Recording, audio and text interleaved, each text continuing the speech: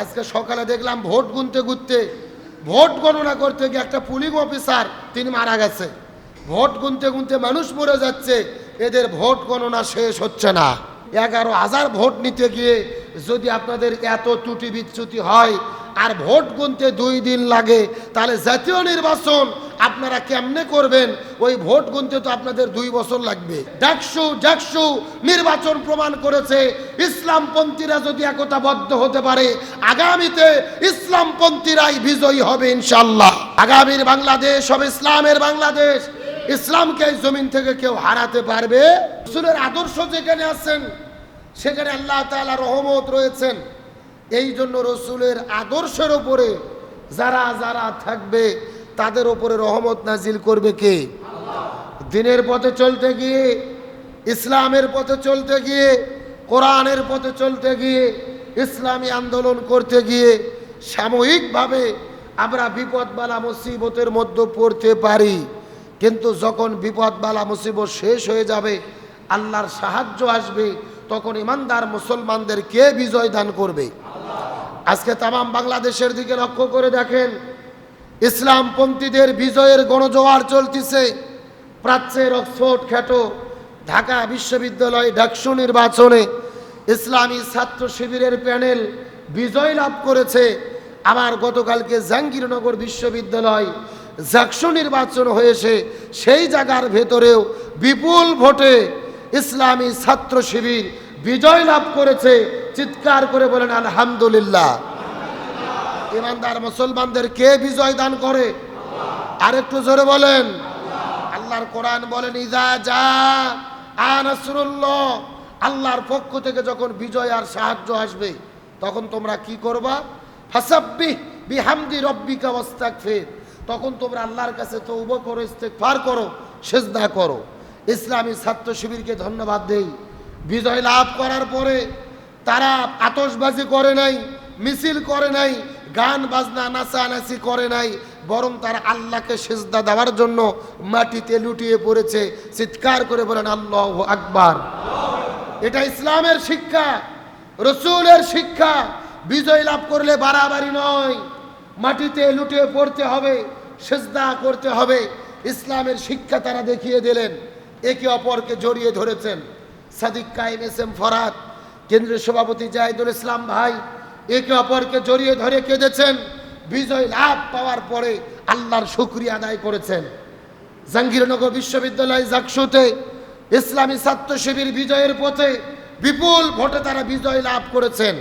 পক্ষান্তরে ছাত্র দলের ভাইরা আগের দিন রাত থেকে ব্যালট বাক্স নিয়ে টানা হ্যাসরা করলেন। তাদের কেন্দ্র নেতা হলে এসে ধরা পড়লেন। সর্বশেষ যখন তারা দেখতে পারলেন পরাজয় নিশ্চিত, আর বিজয় লাভ করতে পারবে না, তখন মাত্র 1 ঘন্টা আগে তারা ভোটকে বর্জন করলেন। তার মানে বোঝা যায় পরাজয় নিশ্চিত মনে করেই তারা বর্জনের ঘোষণা দিয়েছে। এগুলো নাটক ছাড়া কিছু নয়। তবে জাহাঙ্গীরনগর বিশ্ববিদ্যালয়ের প্রশাসনকে বলতে চাই, যেই ছাত্রগুলো বর্জন করলেন, আপনাদের ব্যাপারে প্রশ্ন তুললেন, ত্রুটি বিচ্যুতি আপনারা করেছেন, আপনাদের প্রশ্ন করি, 11,000 ভোট নিতে গিয়ে যদি আপনাদের এত ত্রুটি বিচ্যুতি হয় আর ভোট গুনতে 2 দিন লাগে, তাহলে জাতীয় নির্বাচন আপনারা কেমনে করবেন? ওই ভোট গুনতে তো আপনাদের 2 বছর লাগবে। কতক্ষণ নাকা?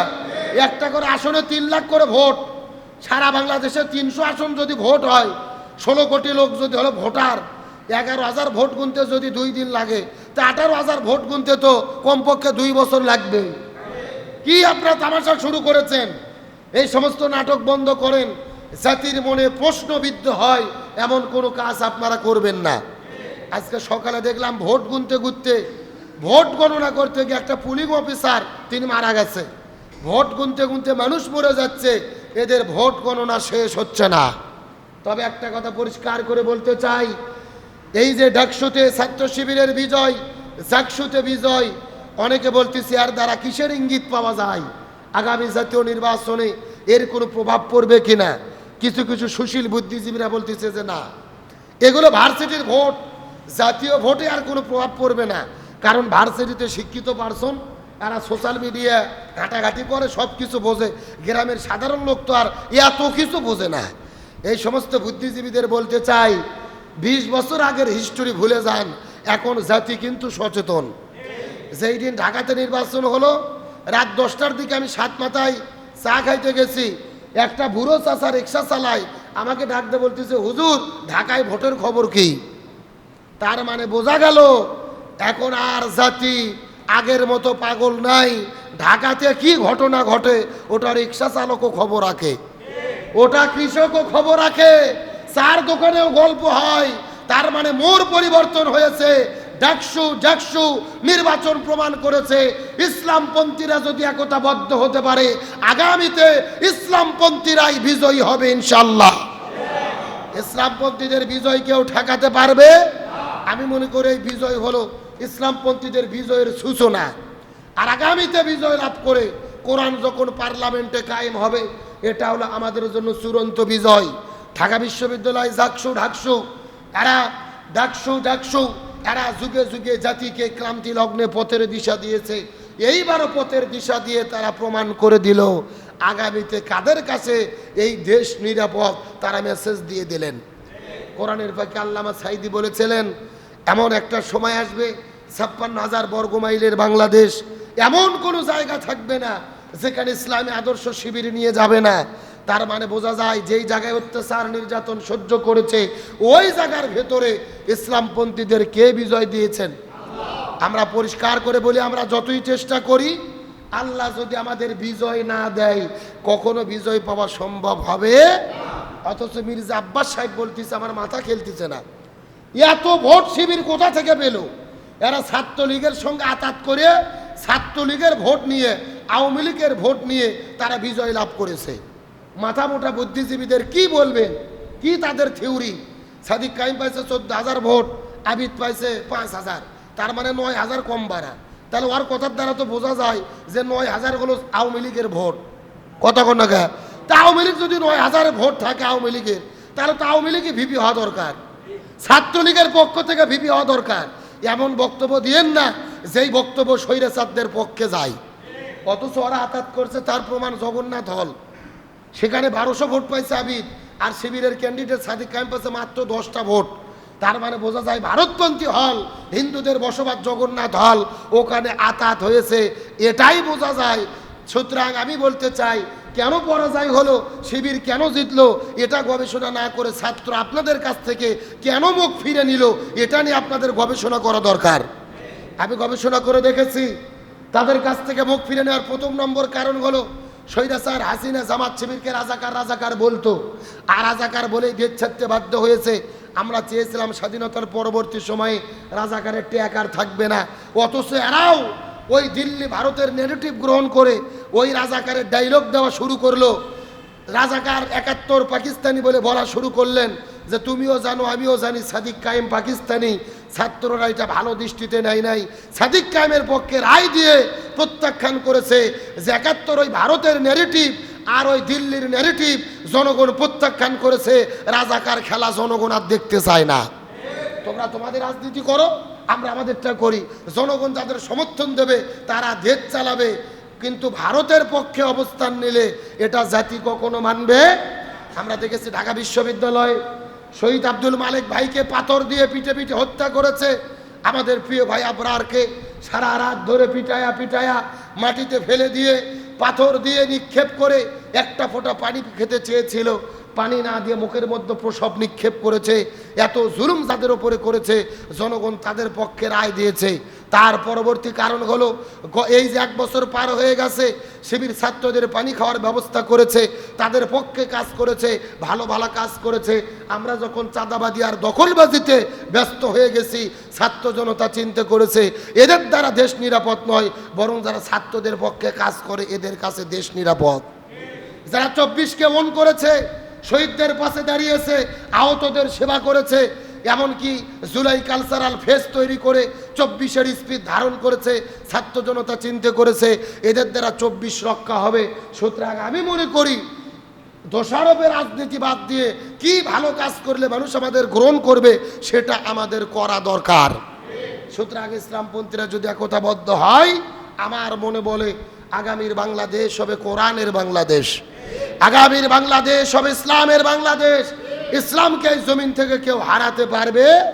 আসেন বলতে চাচ্ছিলাম, ইসলামের পক্ষে যদি থাকি, রসুলের আদর্শ যদি গ্রহণ করি, তাহলে আমাদের উপরে রহমত বরকত নাজিল করে দেবেন কে? আমার প্রিয় বন্ধুগণ, মুসলমান ভাইরা গভীর মনোযোগ লক্ষ্য করুন।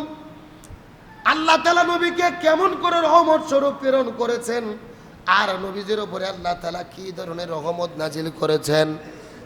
আমি গত জুমায় আপনাদের মধ্যে আলোচনা করেছিলাম, রাসূল করিম সাল্লাল্লাহু আলাইহি ওয়াসাল্লাম এই জমিনের মধ্যে আগমন করলেন। জন্মের আগে থেকে রহমতের খেলা শুরু হয়ে গেল। মায়ের গর্ভে চলে এসেছেন, আবার তারপরে জন্মগ্রহণ করেছেন। সব জায়গার ভেতরে রহমতের প্রমাণ পাওয়া যায় কি যায় না?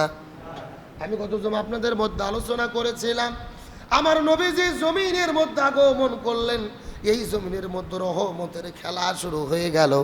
যেই সময় নবী জমিনের মধ্যে আগমন করেছিলেন, ওই সময়ের নীতি ছিল মক্কার মধ্যে যে শিশুগুলো জন্মগ্রহণ করতেন, ওই সময় শিশু বাচ্চাদেরকে ওই মক্কার মধ্যে তারা আর রাখতো না। ওই শহরের পরিবেশটা বাদ দিয়ে ওই সন্তানদেরকে গ্রামীণ পরিবেশে ভালো হওয়ার জন্য পাঠানো হতো। অর্থাৎ মক্কা শহরের ভেতরে কুরাইশ বংশের মধ্যে যেই বাচ্চাগুলো জন্মগ্রহণ করতেন, তাদেরকে কিন্তু রাখা হতো না। তাদেরকে লালন পালন করার জন্য ওই গ্রামের গ্রামীণ পরিবেশে, সুন্দর পরিবেশে পাঠাই দেওয়া হতো। ওই সময়ের এটা রীতিনীতি ছিলেন। নবী যখন জমিনের মধ্যে চলে এসেছে, পরিবার সিদ্ধান্ত গ্রহণ করেছে রাসূল করিম সাল্লাল্লাহু আলাইহি ওয়াসাল্লামকে আর তারা বাড়ির মধ্যে রাখবে না। দূরের থেকে যদি কোনো গ্রামের মানুষেরা তাকে লালন পালন করার জন্য আসে, নেওয়ার জন্য আসে, এই সন্তানটাকে তাদেরকে লালন পালন করার জন্য দেবে। সেই সময় রীতি ছিলেন, নীতি ছিলেন, সন্তান জন্মগ্রহণ করার পরে মক্কার শুষ্ক মরুভূমি, ওই বাচ্চাদেরকে মক্কায় রাখতেন না। দূর থেকে মানুষেরা সন্তান লালন পালন করার জন্য মক্কায় আসতেন। মক্কার সন্তানদেরকে তারা নিয়ে যেতেন, 2 বছর 4 বছর 6 বছর এই সন্তানকে লালন পালন করে দিতেন, যার পরিপ্রেক্ষিতে তারা কিছু টাকা পাইতেন, অর্থ পাইতেন। এখন রসুলের জন্মের পরে রসুলের দাদা আব্দুল মুত্তালিব, রসুলের চাচা আবু তালিব এবং মা আমিনা মিলে সিদ্ধান্ত নিলেন রসুলকেও লালন পালন করার জন্য দেওয়া হবে। মক্কা থেকে বহু দূরে একটা তায়েফ রয়েছেন, তায়েফ, কি নাম বললাম? তায়েফ। যারা মক্কা মদিনায় হজ এবং উমরা করতে যান, অধিকাংশ হাজিদেরকে তায়েফে নিয়ে যাওয়া হয় দেখার জন্য। রাসূল করিম সাল্লাল্লাহু আলাইহি ওয়াসাল্লাম জন্মের পরে যখন এমন মানুষ খোঁজা হচ্ছিলেন, ওই তায়েফের মধ্য থেকে হালিমাতুস সাদিয়া তিনি বের হলেন তার স্বামীকে সঙ্গ করে নিয়ে, যে আমরা মক্কায় যাব, যাওয়ার পরে একটা সন্তান গ্রহণ করব, কয়েক বছর লালন পালন করব, আর পরিপ্রেক্ষিতে কিছু টাকা পয়সা পাবো, আমাদের পরিবার চলবে, আমরা অর্থনৈতিকভাবে কিছু স্বাবলম্বী হব। হালিমাতুস সাদিয়া তায়েফ থেকে তার স্বামীকে বের করে নিয়ে তারা একটা দুর্বল উটনি নিয়ে তায়েফ থেকে রওনা করলেন মক্কায় যাওয়ার জন্য। কোথায় যাবেন? মক্কায়। রওনা করেছেন কোথায় থেকে? তায়েফ থেকে। আবার বন্ধুগণ, মুসলমান ভাইরা গভীর মনোযোগ লক্ষ্য করুন। তায়েফ থেকে রওনা করলেন মক্কায় যাওয়ার জন্য, কিন্তু দুর্বল গাধা নিয়ে যখন তারা রওনা করে দিলেন, তাদের সঙ্গে আরোগুলো মানুষ ছিলেন, প্রায় 15-20 জনের একটা দল তারা তায়েফ থেকে বের হলেন। সবাই উটের পিঠে চড়ে মক্কার উদ্দেশ্যে রওনা করেছেন। তারা মক্কায় যাবেন। ওই মক্কায় যাওয়ার পরে ভালো ভালো সন্তান তারা নিয়ে আসবেন। বিশেষ করে যেই পরিবারটা বড়, টাকা পয়সা দিতে পারে, অর্থনৈতিকভাবে যেই সন্তান নিলে স্বাবলম্বী হওয়া যাবে। কিন্তু দলের মধ্যে রওনা করার পরে ওই দলের সমস্ত মানুষগুলো উট নিয়ে রওনা করে দিলেন। তাদের উটটা দৌড়ে দৌড়ে মক্কার দিকে যাওয়া শুরু করলেন। কিন্তু হালিমাতুস সাদিয়া যেই উটটা নিয়ে মক্কার দিকে রওনা করেছেন, ওই উটটা যেতে পারে না। দুর্বল একটা উটনি, শরীরে শরীরের মধ্যে কোনো শক্তি নাই, বয়সটা বেড়ে গেছে, ভালো খাবার দিতে পারে না। এই দুর্বল উটনি নিয়ে যখন রওনা করেছে, রাস্তার মধ্যে দেখা গেল তাদের উটনিটা পিছিয়ে পড়ে গেল। আর কাফেলার মধ্যে যে উটনিগুলো ছিলেন তারা দ্রুত গতিতে মক্কার দিকে যাওয়া শুরু করলেন। তার মানে দুর্বল উটনি হওয়ার জন্য হালিমাতুস সাদিয়ারা পেছনে পড়ে গেলেন। দুর্বল উটনি নিয়ে যেতে যেতে লক্ষ্য করে দেখলেন সারাদিন পার হয়ে গেছে, সন্ধ্যা ঘনিয়ে এসেছে। কাফেলার মানুষজন মক্কায় যাওয়ার পরে ভালো ভালো সন্তানদেরকে গ্রহণ করে নিয়েছে। ভালো ভালো বংশের ভেতরে বড় বড় সম্পদশালী মানুষদের সন্তানদেরকে গ্রহণ করেছে। কিন্তু হালিমাতুস সাদিয়া যখন তার স্বামীকে নিয়ে মক্কায় পৌঁছে গেলেন, যাওয়ার পরে লক্ষ্য করে দেখে সন্ধ্যার সময় চলে এসেছে, ভালো সন্তান পাওয়ার কোনো সুযোগ নেই, বড়লোক সম্পদশালী মানুষের সন্তান পাওয়ার কোনো সুযোগ নাই। আর তাদের দলের ভেতরে ওই তায়েফ থেকে যেই মানুষগুলো এসেছিলেন তারা সন্তানগুলো নিয়ে তায়েফের দিকে রওনা করেছে। অর্থাৎ অন্যান্য কাফেলার মানুষেরা ওই মক্কায় যাওয়ার পরে ভালো ভালো বড় লোকের সন্তানগুলোকে নেওয়ার পরে তায়েফের দিকে যখন ফেরা শুরু করে দিলেন, এমন সময় হালিমাতুস সাদিয়া তার স্বামীকে নিয়ে মক্কায় গিয়ে পৌঁছে গেলেন। গভীর মনোযোগ কথাগুলো লক্ষ্য করে বোঝার চেষ্টা করেন। হালিমাতুস সাদিয়া স্বামীকে সঙ্গে করে নিয়ে মক্কায় চলে গেলেন, কিন্তু মক্কায় যাওয়ার পরে আর কোনো সন্তানের কোনো খোঁজ তারা পেল না। ভালো ভালো সন্তানদেরকে আগে ওই জায়গার মধ্যে থেকে নিয়ে যাওয়া হয়েছে। হালিমাতুস সাদিয়া মনের মধ্যে বড় কষ্ট লাগলেন। স্বামী এবং স্ত্রী মিলে সিদ্ধান্ত নিলেন আর বসে থাকার তো কোনো সুযোগ নেই, সন্তান পাওয়া যাবে না, তায়েফের ময়দানে ফিরে যেতে চায়। সন্ধ্যা পার হয়ে চলে গেছে, এমন সময় একটা বৃদ্ধ রসুলের দাদা আব্দুল মুত্তালিব আস্তে করে আসার পরে হালিমাতুস সাদিয়া এবং তার স্বামীকে ডাক দিয়ে বলে, তোমরা কোথায় থেকে এসেছো জানি না, একটা সন্তান আমাদের ঘরের মধ্যে আছে, এতিম একটা সন্তান। এই সন্তান যদি তোমরা নিয়ে যেতে চাও, এই সন্তানটা তোমাদেরকে দিতে চাই, তবে খবরদার টাকা পয়সা চাইতে পারবা না, সম্পদ তেমন আমরা দিতে পারবো না। আমার নাতি হলেন রসুল মুহাম্মদ সাল্লাল্লাহু, আমার নাতি হলো মুহাম্মদ। এই দুনিয়ার মধ্যে টাকা পয়সা দেওয়ার মতো তার কোনো সমর্থ নাই। তার বাবা কয়েকদিন আগে জমিনের মধ্য থেকে বিদায় নিয়ে চলে গেছে। এতিম একটা সন্তান আছে, তোমরা যদি গ্রহণ করতে চাও এই সন্তানটা তোমাদেরকে দিতে চাই। রসুলের দাদা আব্দুল মুত্তালিব হালিমাতুস সাদিয়া এবং তার স্বামীর কাছে এসে বললেন, টাকা পয়সা দেওয়ার সামর্থ্য আমাদের নাই, তবে এতিম একটা বাচ্চা আছে, যদি তোমরা গ্রহণ করো আমাদের ছোট্ট ঝুপড়ি ঘরের মধ্যে এসে সন্তানটাকে তোমরা দেখে যেতে পারো। আব্দুল মুত্তালিবের প্রস্তাব শোনার পরে হালিমাতুস সাদিয়ার স্বামী প্রস্তাবটাকে প্রত্যাখ্যান করলেন। স্বামী ডাক দিয়ে বলে, প্রাণের বিবি, এই সন্তানকে নেওয়ার কোনো দরকার নাই। এতিম একটা সন্তান, যদি তার ভরণ পোষণের দায়িত্ব আমরা নেই, টাকা দেবে না, পয়সা দেবে না, ওই সন্তানটাকে কেমন করে লালন পালন করব, কেমন করে বড় করব? আমাদের পরিবারের মধ্যেই তো অভাবের জীবন, আমরা সংসার চালাইতে পারি না। আমাদের দুইটা সন্তান, মেয়ের নাম হলো সাইমা, একটা ছেলে আছে আব্দুল্লাহ, এই দুইটা সন্তানের আমরা খাবার দিতে পারি না। আমাদের পরিবারটা বড়ই অভাবী, নতুন করে ওই সন্তান নেওয়ার কোনো দরকার নাই। যদি টাকা পয়সা সাথে দিত এই সন্তানটা লালন পালন করতে পারতাম, আবার নিজেরাও টাকার দ্বারা উপকৃত হতে পারতাম। সুতরাং এতিম কোনো সন্তান নেওয়ার কোনো দরকার।